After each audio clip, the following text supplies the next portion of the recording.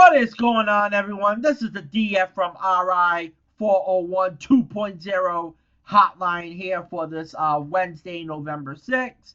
It's been a while since I have talked about New York Yankees baseball, and boy, do I have a good topic to talk about today. CC Sabathia. It appears that CC Sabathia has wasted no time in transitioning from a baseball player to his new role with the Yankees, a top recruiter. And there may not be a better job for CC than this. And Yankee fans, I'm going to say it like this. Some of you had said that, oh, CC Sabathia is going to be the next pitching coach of the New York Yankees. And I hope we can talk about a new pitching coach for the New York Yankees in the days ahead. But let me just say from right off the bat, I don't think CC Sabathia is going to be a pitching coach anytime soon. No, he's not. And you want to know why? Because he's going to want to spend time with his family. Right now, I can see him becoming a recruiter. Like what you see in the NBA. When you have that top free agent in the NBA, what happens? You got players that are trying to recruit that free agent player to join the team. That's what CC Sabathia is doing right now. CC Sabathia thrived for this organization for a decade, which is the type of length someone like Gerrit Cole is going to want with his next destination. And there are several stories out there of pitching failures in New York, but CC is a very positive one. I mean, CC Sabathia went through many highs and many lows during his career as a New York Yankee. But at the end of the day, he is beloved by everyone in this fan base. He's our secret weapon now. And it's beautiful to say that. Now, the reason for this video today is because according to the R2C2 podcast, CC has talked at length with Gerrit Cole several times about pitching in New York as a West Coast guy. So, I believe this podcast, I don't know if it has dropped, but there is a sneak peek out there, and I saw it on Twitter about this podcast, and I believe it's going to drop tomorrow. And according to what I have over here, the manuscript here, is that he said this, CC said this, and I quote, "Me and Gerrit Cole have spoken at length many times about me pitching as a Yankee, as a West Coast guy. This is crazy. This is shaping out like the same offseason I had. I'm going to tell you this right now. If we get Gerrit Cole, don't even think about saying Brian Cashman was responsible for bringing Gerrit Cole to New York City or Hal Steinbrenner. I am going to give CC Sabathia the stake here.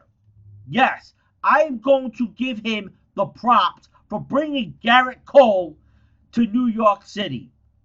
Why? Because he is just doing a good job at it. Now, the off season, the hot stove season, has officially begun. And if you are trying your best to not get roped in and get hurt, well, you're shit out of luck. Because it's all hands on deck for Gerrit Cole. Now, CC Sabathia, he's leading the charge on this recruit, and he needs to keep pushing. Now we need to see if Gerrit Cole is convinced of playing as a Yankee. And this is another thing that CC Sabathia said in this podcast, by the way. If you give that motherfucker enough money, he's going to want to come here.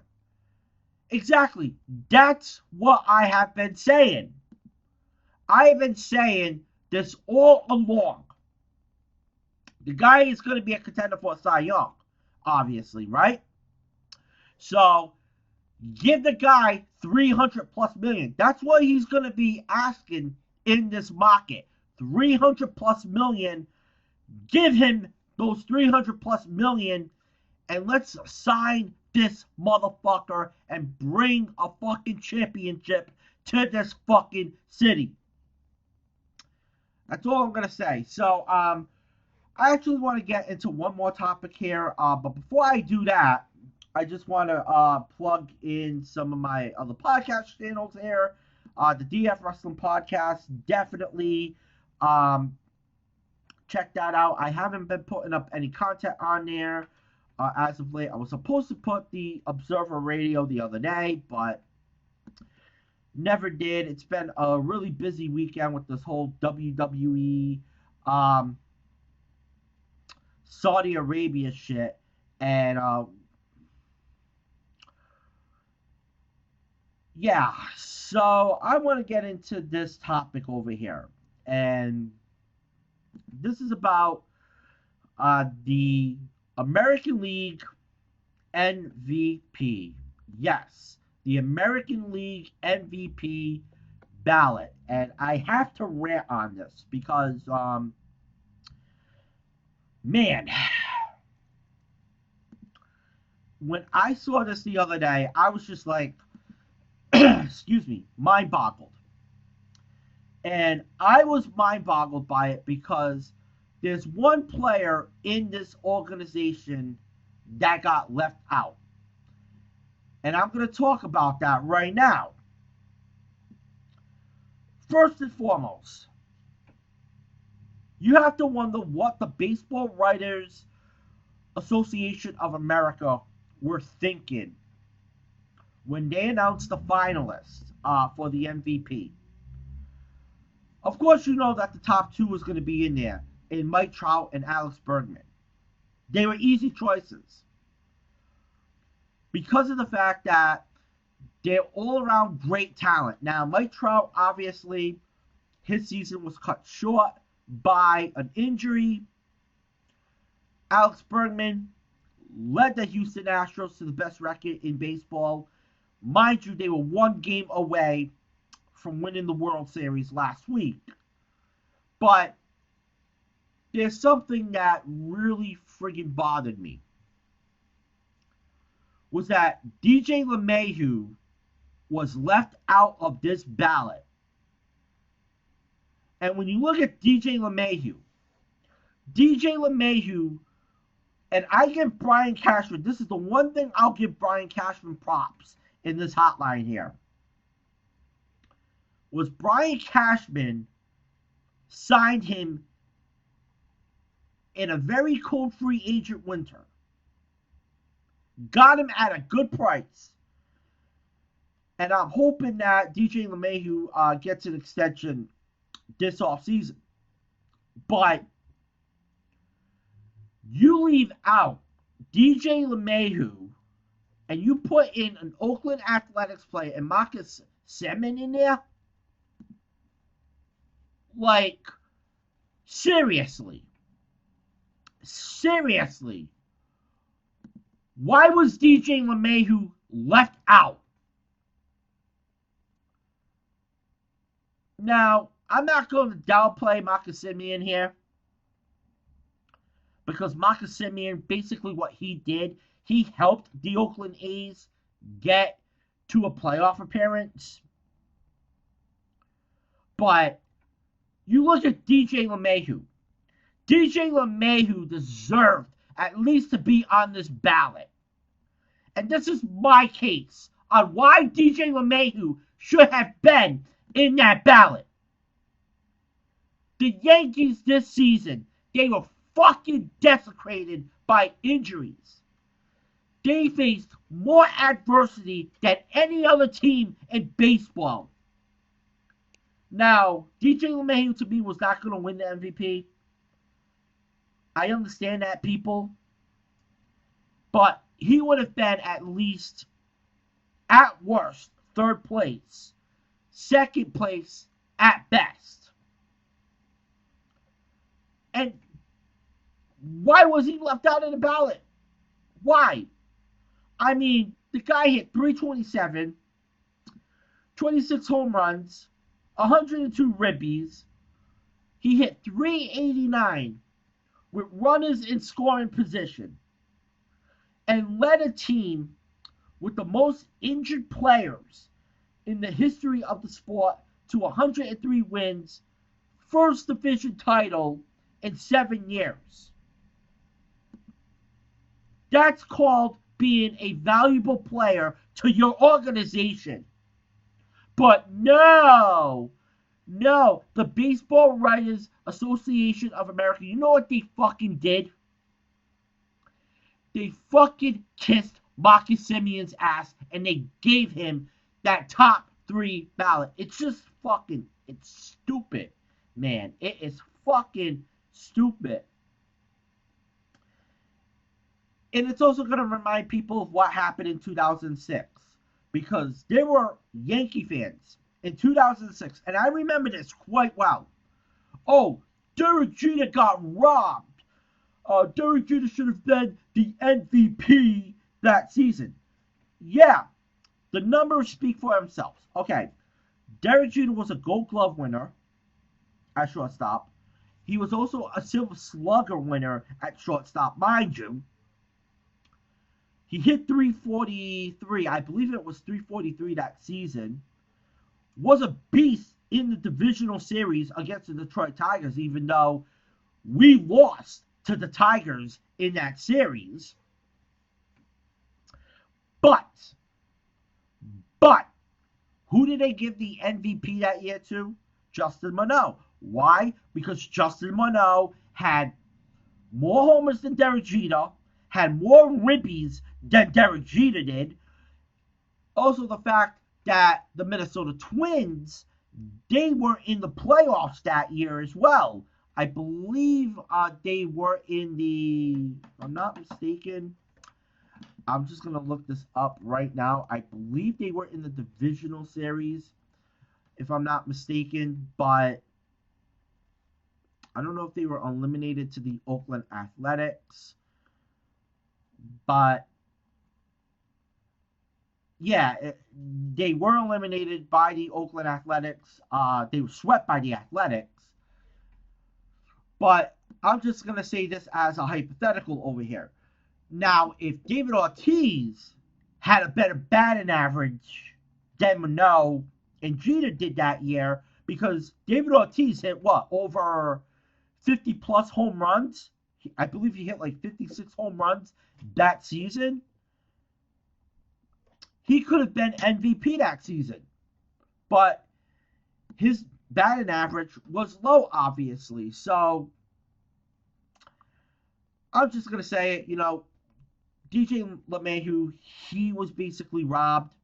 He should have been in the MVP race. He should have been at least a candidate for it. But you know what? The Baseball Writers Association of America, they don't know a goddamn thing about fucking baseball, man.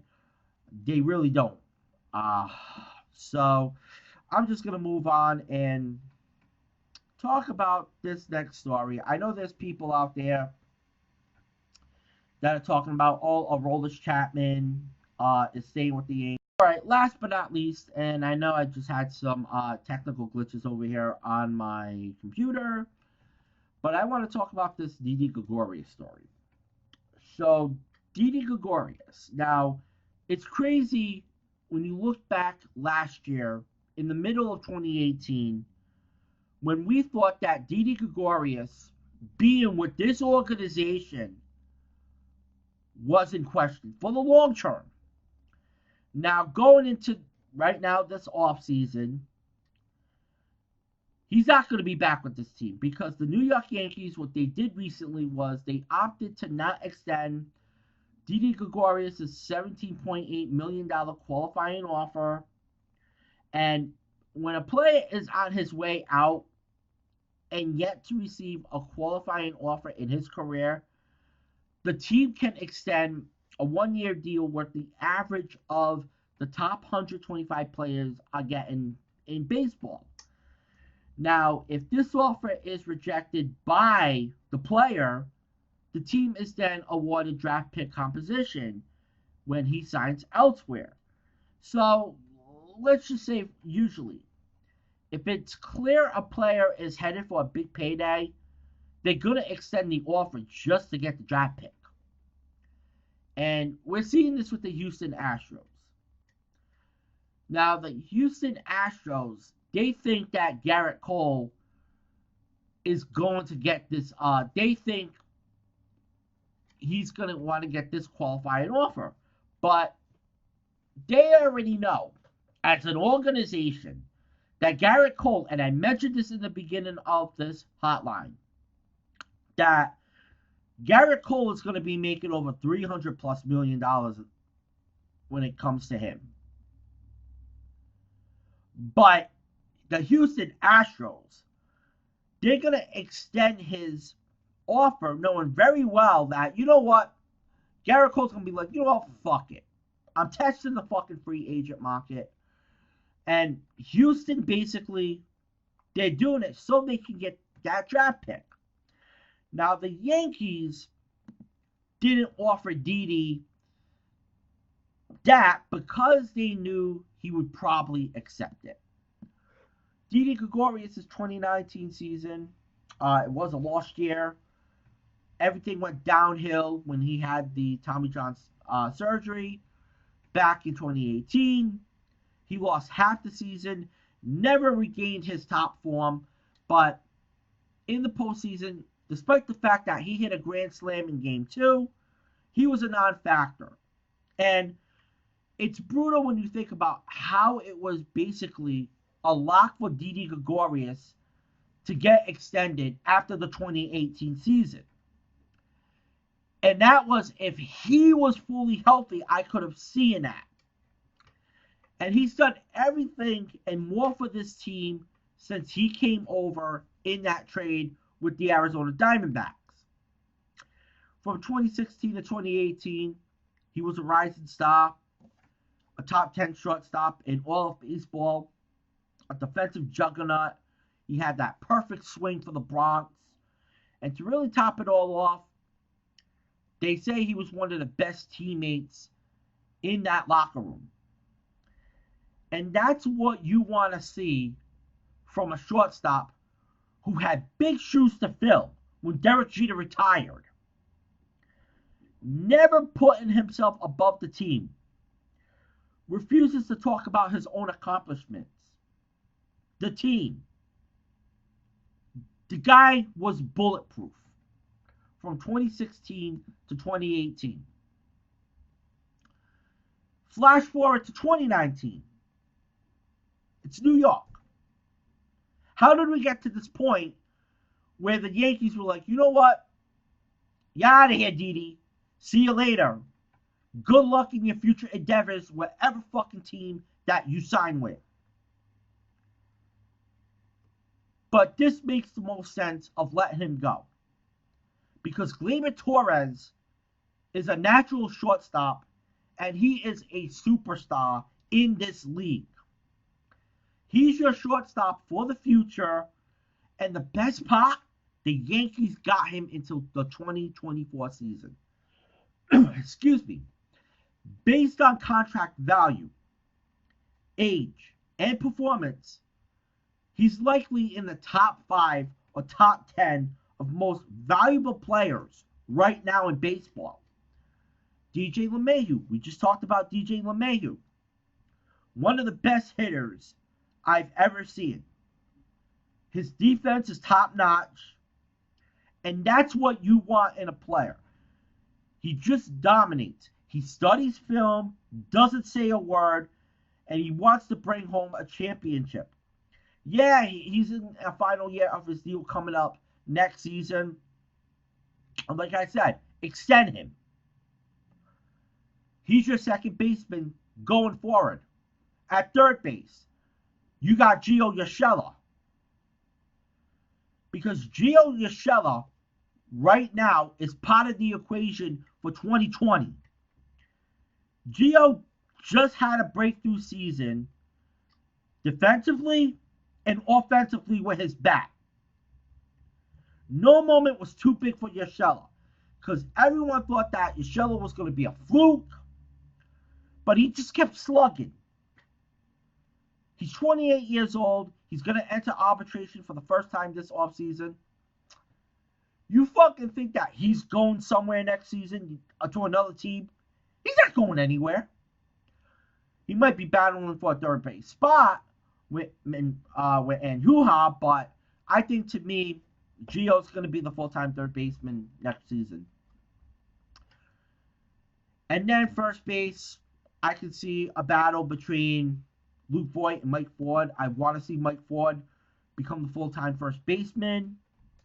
We'll see what happens with that in spring training. And that's going to be your infield moving forward. Because the New York Yankees, what do they like to do? Save money where they can. You got an infield of Luke Voit,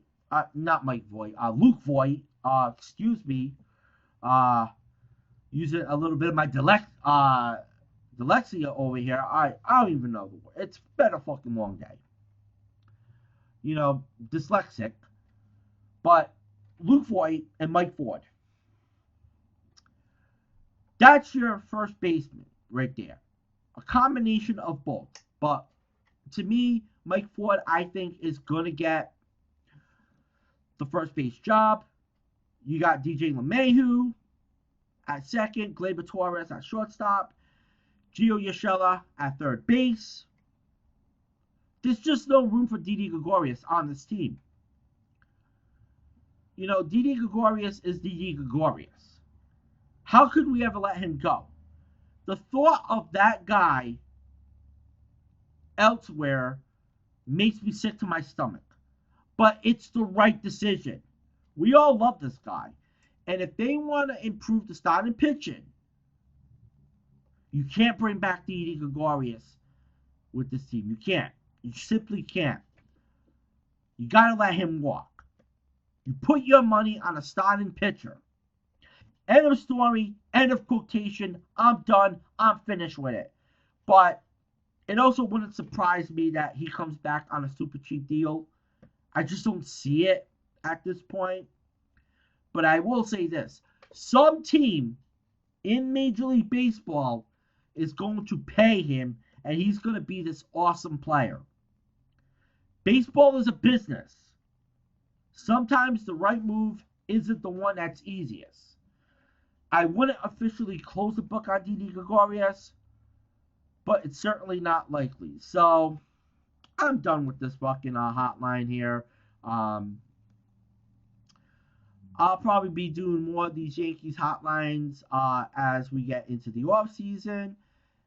So, till then, I am out. Deuces and love, and yes, I'll have to do it again. Mike Voit or Luke Ford. So till then, I am out. Catch y'all later.